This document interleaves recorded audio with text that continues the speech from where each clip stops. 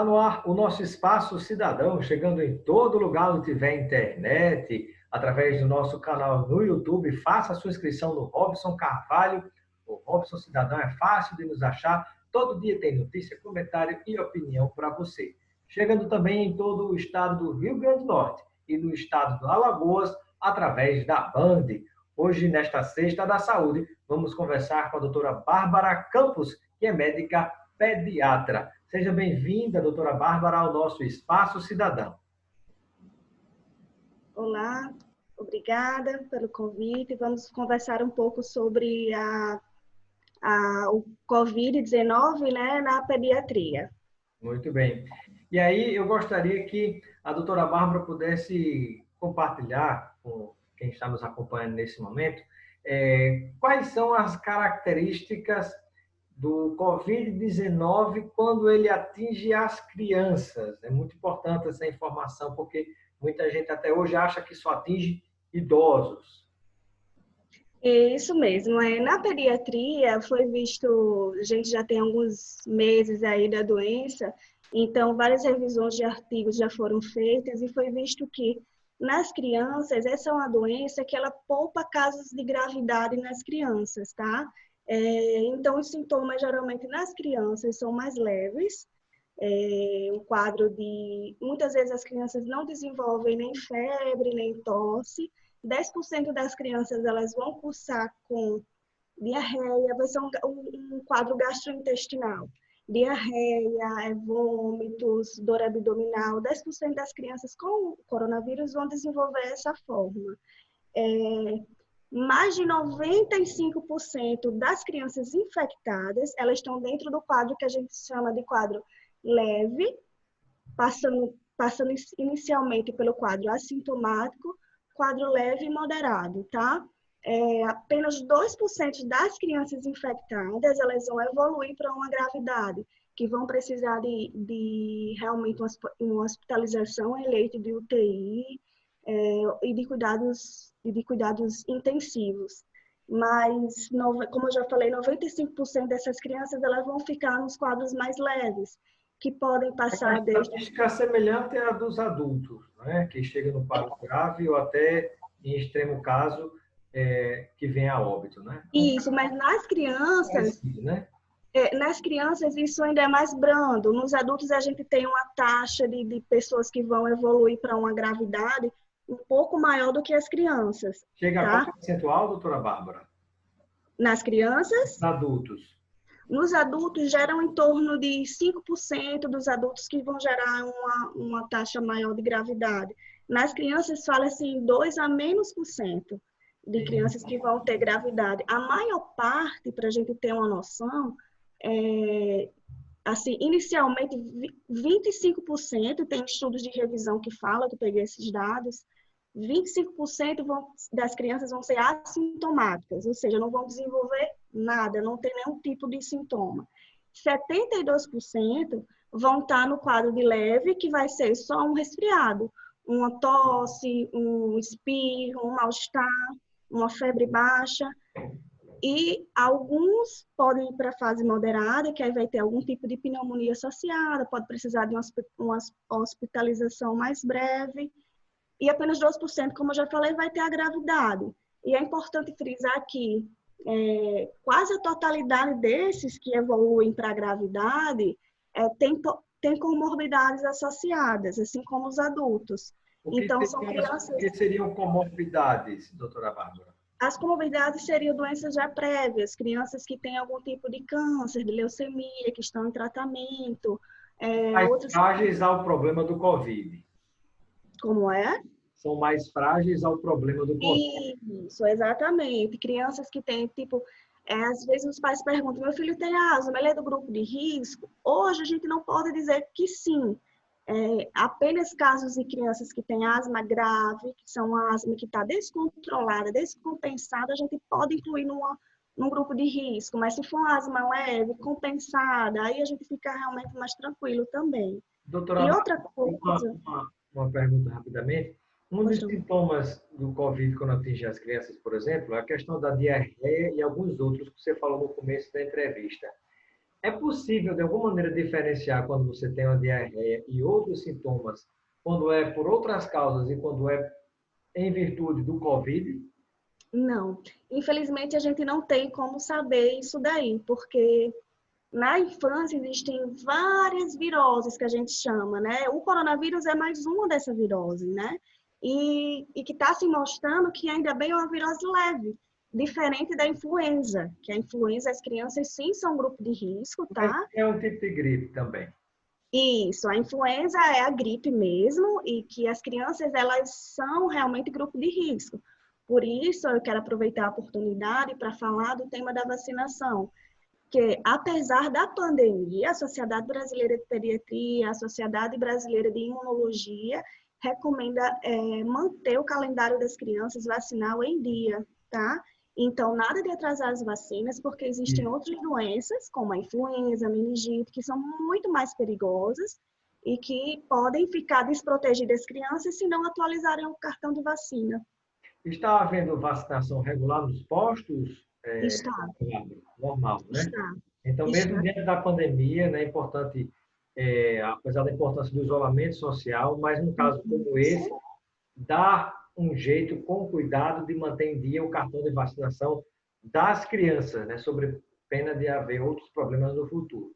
Doutora exatamente. Bárbara, e quando a gente pensa nessa situação, você falou em sinais e sintomas do Covid-19 nas crianças, daqui a pouco a gente vai falar no caso das gestantes, se tem Sim. alguma coisa a ver, alguma relação com o que aconteceu recentemente em relação ao Zika vírus na gravidez, daqui a pouco a gente fala sobre isso, mas eu pediria que você me falasse, além dos sinais e sintomas que já abordamos, que você falasse para quem está nos acompanhando, que tipo de tratamento existe para essas crianças, se é diferente do tratamento dos adultos e quais seriam as outras orientações em relação à recuperação, se pode ter algum tipo de sequela, porque hoje já se fala nos adultos sobre você teve o Covid, se recuperou, ou teve o Covid e não sentiu nada, mas depois você pode ter algum tipo de sequela fruto do Covid-19. Isso existe para as crianças também?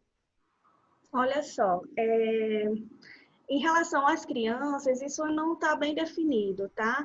Como eu já falei, são quadros leves, né, que acometem as crianças.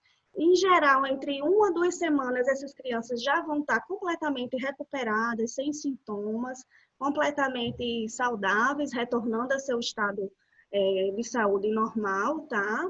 É, Em relação a se vai ter alguma complicação, até agora não foi visto isso, tá? Mas é uma coisa muito dinâmica, né? Que a gente está entendendo ainda essa doença, mas não existe realmente até agora esse relato de complicação para as crianças.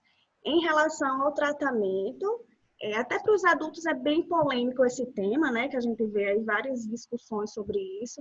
Na pediatria, a gente não faz esses tipos de tratamento que em alguns protocolos está se fazendo para adulto. O que a gente faz nas crianças são medidas de suporte, se tiver febre, remédio para febre, dor, remédio para dor.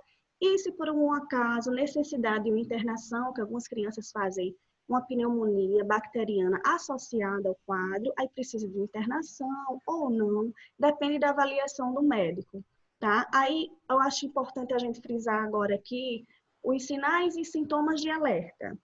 O que seria importante para um pai, uma mãe, a família ficar de olho na criança? Como todo tipo e qualquer virose, o principal tratamento é hidratação. Manter a criança hidratada, ótimo. Água, líquido, suco, né? Isso, exatamente. Uma alimentação saudável também é super favorável para a criança.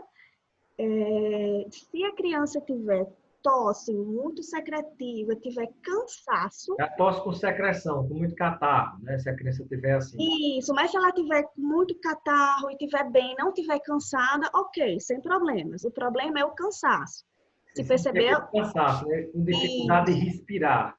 isso, se perceber algum sinal de cansaço na criança, levar ao médico. Se a criança mudar a queda do estado geral, que a gente fala, também levar ao médico, que seria o quê? A criança mais sonolenta, do que em horários diferentes de que ela vai dormir, ela está sonolenta, está muito caidinha, mesmo sem febre, muito apática, vômitos que não passa com a medicação, tá? febre alta que não cede com medicação. Então, tudo isso são sintomas e sinais de alarme, que aí precisa o médico avaliar essa criança.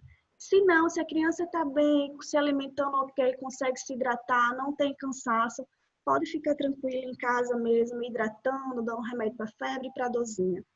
Tá certo? Sim. Estamos conversando com a doutora Bárbara Campos, que é médica pediatra, nesta Sexta da Saúde, falando sobre a situação das crianças dentro dessa situação de pandemia que nós estamos vivenciando hoje.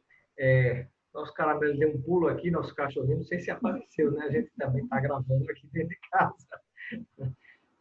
E a pergunta que ele faz agora, doutora Bárbara, é a seguinte: quando a gente pensa, por exemplo, nas mães que estão, perdão, nas futuras mães, né, aquelas que estão grávidas, que estão gestantes, há algum risco da mãe contrair o coronavírus, desse coronavírus passar para o feto, de gerar algum tipo de problema no nascimento dele, como foi o caso das mães que se infectaram com o Zika vírus? Olha só, hoje em dia, apesar de todos os estudos que foram feitos, apenas houve a comprovação de uma gestante com essa transmissão vertical, que é a mãe adquiriu, passou via placentária para o feto nasceu positivo com o coronavírus. Foi apenas uma gestante em todo o mundo, em todos esses estudos que teve. Então, isso ainda está em aberto, tá?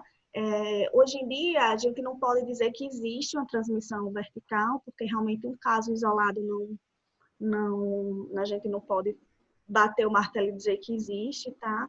Mas que houve um bom... foi feito o acompanhamento desse RN, desse recém-nascido, e houve um bom, como é que eu posso dizer, bom prognóstico.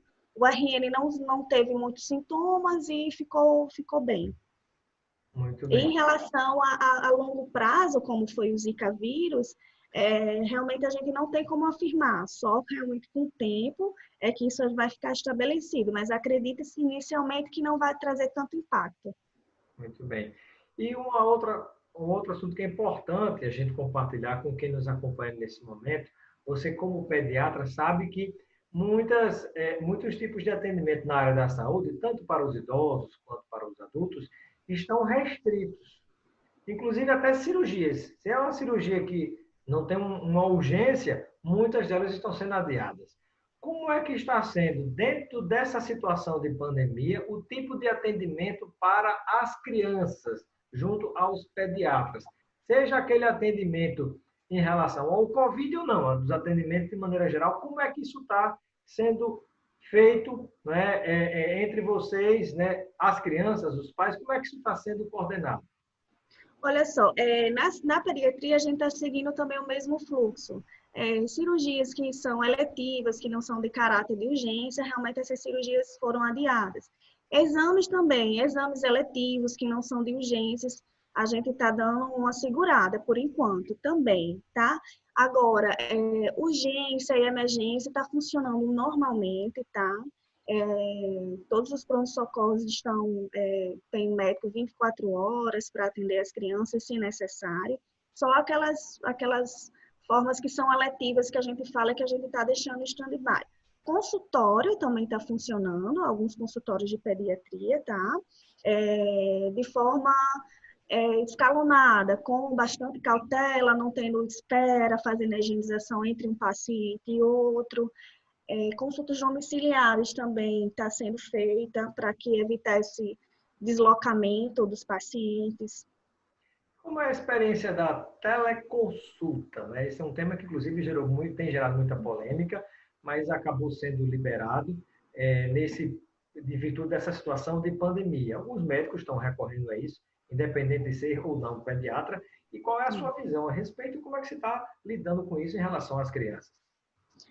Eu acho que é uma realidade de muitos países, isso mais cedo ou mais tarde ia chegar no Brasil.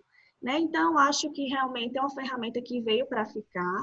A gente só precisa se acostumar e fazer isso de forma ética e correta. Eu confesso a você, Robson, que eu ainda não tive muitos atendimentos por teleconsulta, justamente por não me sentir ainda tão segura de atender pacientes novos, que eu não conheço ainda, e de se fazer todo o atendimento. Mas para os pacientes que eu já conheço, que já tem na plataforma, eu estou recorrendo a esse método, tá? E futuramente isso é uma coisa que vai se estender, realmente. Então, acho que é válido a teleconsulta para as crianças, para os idosos, para os adultos, mas tem que ser feito com bastante atenção, né? Porque tem coisas que não dá para passar pelo exame físico.